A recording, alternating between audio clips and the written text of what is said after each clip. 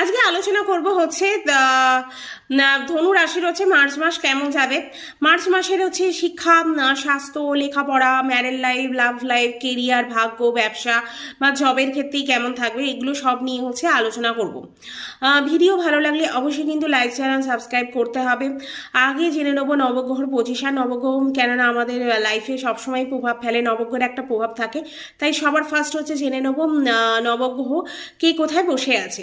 ফার্স্টই হচ্ছে সেকেন্ড হাউসে বসে আছে আপনার মঙ্গল শুক্র, থার্ড হাউসে বসে আছে রবি বুধ শনি, ফোর্থ হাউসে বসে আছে রাহু, ফাইভথ হাউসে বসে আছে বৃহস্পতি দেব, 10 হাউসে বসে আছে কেতু, 11 হাউসে বসে আছে চন্দ্র। স্বাস্থ্য হচ্ছে রাশির স্বামী হচ্ছে আপনার বৃহস্পতি, সে পঞ্চম হাউসে বসে আছে।